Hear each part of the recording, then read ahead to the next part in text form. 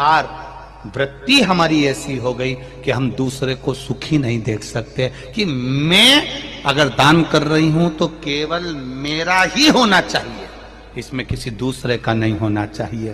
पर शिव महापुराण की कथा कहती है, एक चावल का दाना, मात्र एक धान,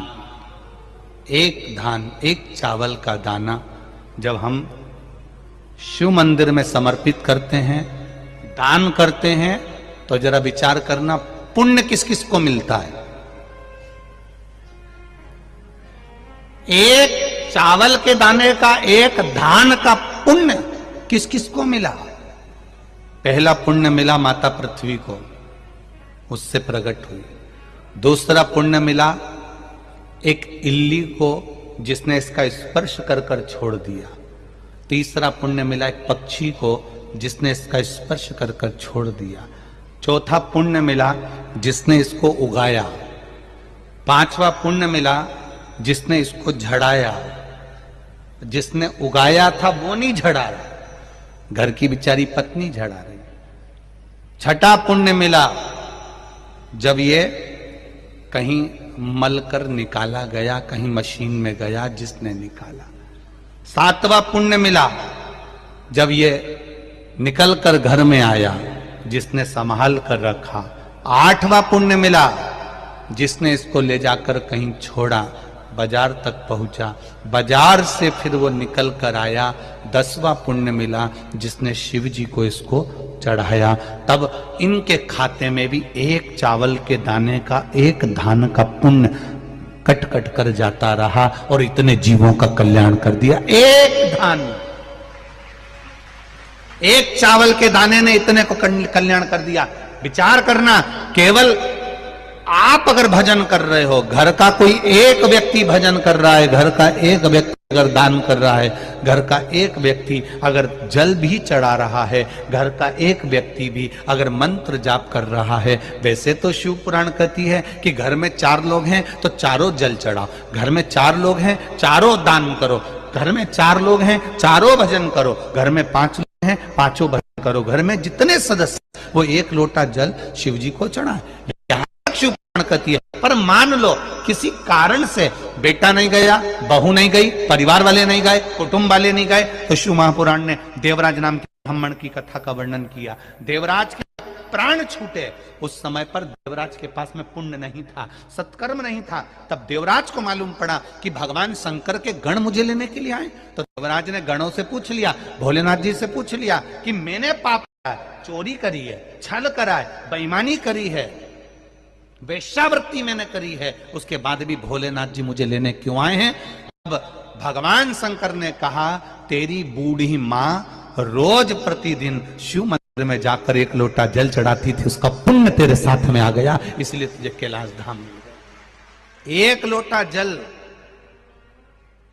देवराज नाम के ब्राह्मण की माता ने चढ़ाया था, वो 1 लोटा जल काम आया है देवराज के। देवराज करा, मेरे जैसे पापी को आपने तार दिया। क्यों तार दिया? मैंने तो छल करा, बेईमानी करी, कपट करा, नारी को गलत दृष्टि से देखा, धन चुरा कर लाया, कितना कितना धन मैंने चुराया, कितना गलत काम करा, उसके बाद भी भोलेनाथ आपने मुझे तार दिया। शिव जी कहते हैं, देवराज तुझे तारने का कारण केवल एक है कि तेरी माता रोज शिव जी के मंदिर जाती है, ठंड लग रही है, गर्मी पड़ रही है, बारिश पड़ रही है, पांव कप कपा रहे हैं, तो भी बूढ़ी माँ, बुजुर्ग माँ शिव मंदिर तक जा रही है। आप में भी हमने देखा है, छत्तीसगढ़ के हों, चाहे गुजरात के, महाराष्ट्र के, राजस्थान के, चाहे जहां के लोग हैं, जितने भी भक्त शिव महापुराण की कथा सुन रहे हैं, इनका भाव, इनका हृदय, एक बात जरूर हमने देखी है कि ये भी 1 लोटा जल लेकर जाते हैं, चाहे गर्मी पड़े, बारिश पड़े, ठंड पड़े, कुछ भी हो, शिव के द्वार जाना, शंकर की चौखट पर जाना। 1 लोटा जल का कितना महत्व है। दधीचि ऋषि की धर्म पत्नी का श्राप देवताओं को लगा, जरा ध्यान देना। कई लोग कहते हैं, गुरुजी ये 1 लोटा जल तुम कहां से लेकर आए हो? ये 1 लोटे जल की महत्वता कहां से लेकर आए हो? जो दुनिया के लोग शिव महापुराण पर उंगली उठाएं, शंकर जी की पूजन पाठ पर उंगली उठाएं, उनको ये कथा जरूर सुना देना कि एक लोटा जल कहां से आया। शिव मंदिर में जब आप कभी जाएं शंकर भगवान की, कभी ऐसा मौका लगे कि आपको लगे कि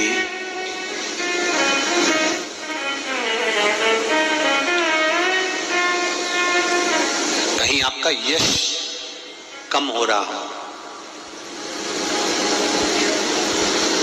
आप जानते हो कि मुझको ये काम करवाना है और ये काम आगे हो ही नहीं रहा है, ये फाइल आगे बढ़ ही नहीं रही,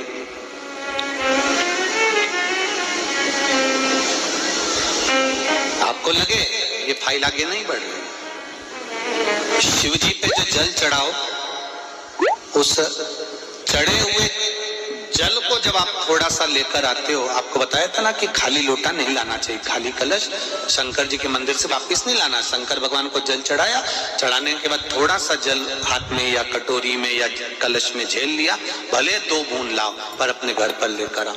उस 2 बूंद जल का भी स्पर्श कलश के अंदर हाथ की 3 उंगलियां लगाकर अगर त्रिशूल पर टच कर कर मात्र आपने उस कलश के अंदर लगा दिया और वो जल भी आपने अपने घर पर छोड़ दिया, छींट दिया या उसका आचमन मात्र हो गया, तो व्यक्ति का यश बढ़ना अपने आप प्रारंभ हो जाता है, उसकी यश की प्राप्ति उसको होने लगती है,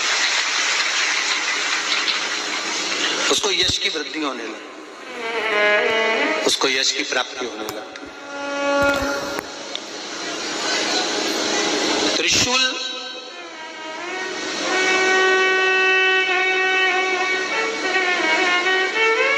का दान,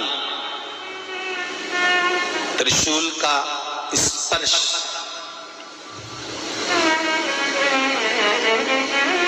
एक बहुत अच्छी बात कहना चाहेंगे, आपके स्मरण में रहना चाहिए, बहुत सुंदर इसमें।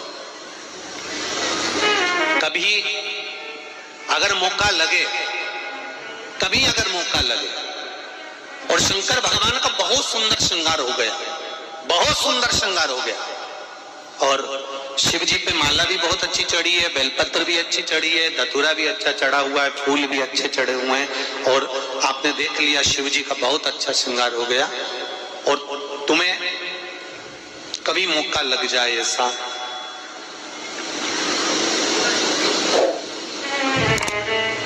और तुम्हारे पास में एक अच्छी सुंदर सी माला हो पुष्प की,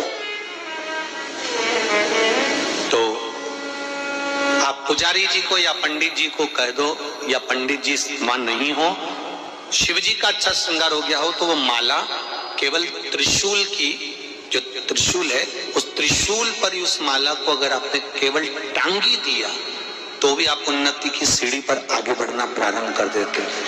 पर किस समय पर? जब भगवान का पूर्ण श्रृंगार हुआ, पूर्ण श्रृंगार शिव जी का हो गया और माला तुम्हारे हाथ में है और तुमने देखा भगवान का श्रृंगार हो गया, अब शिव जी पे अगर माला चढ़ाऊंगा और श्रृंगार गिर जाएगा तो उस माला को आप अपने यश प्राप्ति के लिए, अपने आनंद के लिए, अपनी उन्नति के लिए आप उसको त्रिशूल पर चढ़ा सकते हैं।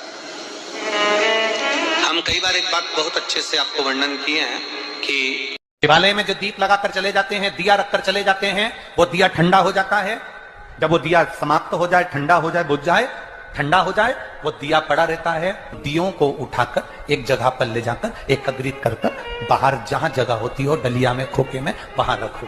उनको उठाकर एक जगह पर ले जाकर रख देने से जीवन में कभी विपदा की अगर घड़ी आती है, विपदा की घड़ी से मतलब होता है कोई बड़ा रोग आ गया, कोई एक्सीडेंट हो गया, उस एक्सीडेंट के समय पर एम्बुलेंस भी नहीं आई, कोई नहीं आया, आपने भगवान शंकर के सामने से रखे हुए दिए जो ठंडे हो चुके हैं, जले हुए नहीं, जो ठंडे हो गए, दीप में कुछ भी नहीं बचा, वो ठंडे हो गए, उनको उठाकर आपने अगर एक और ले जाकर भी रखा है, अगर कोई आपकी विपदा की घड़ी में खड़ा नहीं होता तो वो दीप जिनको आपने उठाकर एक और ले जाकर रखा है देवाधिदेव महादेव के मंदिर में, महादेव आपको उठाकर ले जाकर कहीं श्रेष्ठ जगह पर जरूर रखते हैं निश्चित।